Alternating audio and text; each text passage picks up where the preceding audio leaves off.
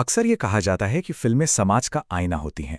पर सोचिए, क्या हो अगर कोई अपराधी फिल्मों को ही अपना आईना बना ले। आज की कहानी एक ऐसे ही सीरियल किलर और गैंगस्टर की है जिसने खुलेआम ये दावा किया कि उसके सारे खौफनाक अपराध फिल्मों से प्रेरित थे। तो चलिए ऑटो शंकर की इस डरावनी दुनिया को समझते हैं। और यही वो एक बात थी जिसने सबको हैरान कर दिया। जब ऑटो शंकर को गिरफ्तार करके अदालत में पेश किया गया तो उसने बिना किसी झिझक के कहा कि उसकी असली प्रेरणा फिल्में थी, खासकर फिल्मों के विलन। ये सुनने में जितना अजीब लगता है, सच कहूं तो उतना ही डरावना भी है। तो चलिए कहानी को एकदम शुरू से शुरू करते हैं। ऑटो शंकर की कहानी गौरी शंकर के नाम से शुरू होती है। साल था 1970 का दशक, जब गौरी शंकर एक बेहतर जिंदगी की तलाश में मद्रास आया। कुछ छोटी-मोटी नौकरियां करने के बाद वो एक ऑटो रिक्शा ड्राइवर बन गया। उस वक्त तक वो एक बिल्कुल आम आदमी था, लेकिन फिर एक रात की सवारी ने उसकी जिंदगी का रास्ता हमेशा हमेशा के लिए बदल दिया। तो हुआ ये कि देर रात एक सवारी उसके ऑटो में बैठी। जैसे ही वो पुलिस चेकपॉइंट के पास पहुंचे, वो आदमी घबराने लगा। शंकर एक झटके में समझ गया कि उसके बैग में कुछ न कुछ तो गड़बड़ है, और वो गड़बड़ थी शराब, जिस पर उन दिनों मद्रास में सख्त बैन था। अब रास्ता बदलने के बजाय शंकर ने कुछ एक्स्ट्रा पैसों के लिए उसे चेकपॉइंट के पार ले जाने का सौदा कर लिया। वो इसमें कामयाब भी रहा, और बस उसी रात उसे जुर्म की दुनिया में एक नया बिजनेस आइडिया मिल गया।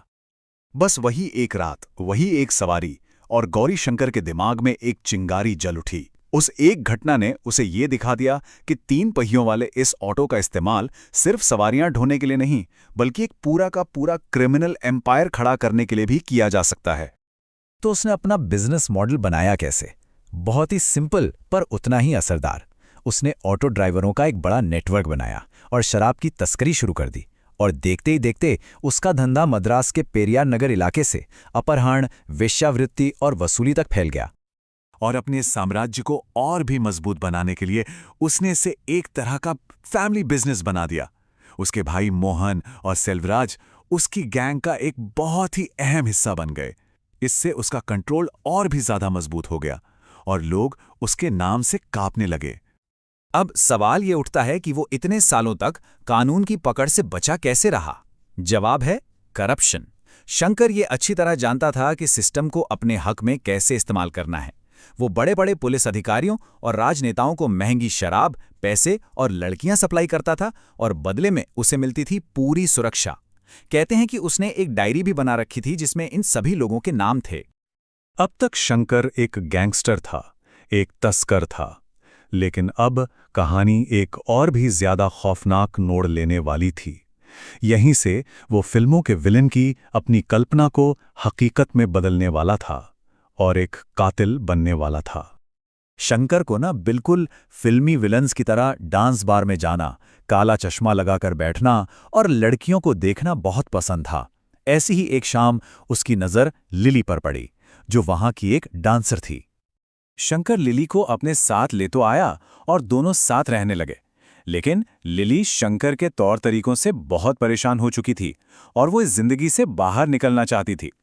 पर उसका यही फैसला उसकी जान का दुश्मन बन गया।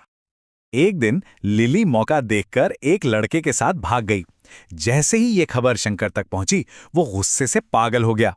उसने अपनी पूरी गैंग को उन दोनों को ढूंढ निकालने का हुक्म दिया। कुछ ही घंटों में उसके आदमी लिली और उसके प्रेमी को ढूंढ लाए। इसके बाद जो हुआ वो बेहद भयानक था। शंकर ने लिली को तब तक पीटा जब तक उसकी मौत नहीं हो गई। फिर उसने उसके प्रेमी पर केरोसिन डालकर उसे जिंदा जला दिया और उसकी राख को बंगाल की खाड़ी में फेंक दिया, और लिली के शरीर को उसने पेरियार नगर में एक घर की दीवार के अंदर दफना दिया। ये उसकी पहली हत्या थी। शंकर का साम्राज्य ऐसा लग रहा था मानो उसे कोई तोड़ ही नहीं सकता। पुलिस, राजनेता सब उसकी जेब में थे, लेकिन कोई भी साम्राज्य हमेशा के लिए नहीं रहता। उसके आतंक का अंत भी शुरू होने वाला था, और इसकी शुरुआत हुई कुछ गुमशुदा लड़कियों की रिपोर्ट से। जरा घटनाओं का ये सिलसिला देखिए। 1990 में एक साथ 9 लड़कियों के गायब होने की खबरें आईं, जिससे पुलिस पर दबाव बना। ठीक उसी साल दिव्या नाम की एक लड़की उसके चंगुल से किसी तरह बच निकली, और फिर सरकार बदल गई और एक नई स्पेशल इन्वेस्टिगेशन टीम बनाई गई जिसने शंकर के साम्राज्य की नींव हिलाकर रख दी। सच कहूं तो दिव्या की हिम्मत ही इस केस का टर्निंग पॉइंट थी। उसे शंकर के आदमियों ने अगवा कर लिया था, लेकिन वो एक चलती ऑटो से कूद गई और सीधे पुलिस स्टेशन भागी। ये ऑटो शंकर के खिलाफ दर्ज की गई पहली ऑफिशियल एफआईआर थी और इसी ने उसके पतन का रास्ता खोल दिया। दिव्या की एफआईआर के बाद पुलिस पूरी तरह हरकत में आ गई। एक स्पेशल टीम बनाई गई जिसने शंकर के सबसे करीबी लोगों से पूछताछ शुरू की, और जब उसके एक साथी ने जुबान खोली तो शंकर के साम्राज्य की सबसे खौफनाक सच्चाई सामने आ गई। पुलिस ने शंकर के एक साथी को गिरफ्तार किया जो पूछताछ में टूट गया।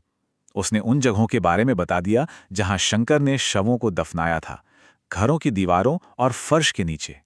जब पुलिस ने पेरियार नगर में उसके ठिकानों पर खुदाई शुरू की तो जो मिला उसने पूरे शहर को दहला दिया। एक के बाद एक 6 कंकाल दीवारों के अंदर से निकले। जब शंकर को गिरफ्तार किया गया तो उसके चेहरे पे कोई डर या पछतावा नहीं था। वो बिल्कुल शांत था और उसके चेहरे पर एक अजीब सी मुस्कान थी, जैसे उसे पता हो कि ये सब तो होना ही था। ये दिखाता है कि वो कितना बेखौफ हो चुका था। लेकिन कहानी यहीं खत्म नहीं हुई।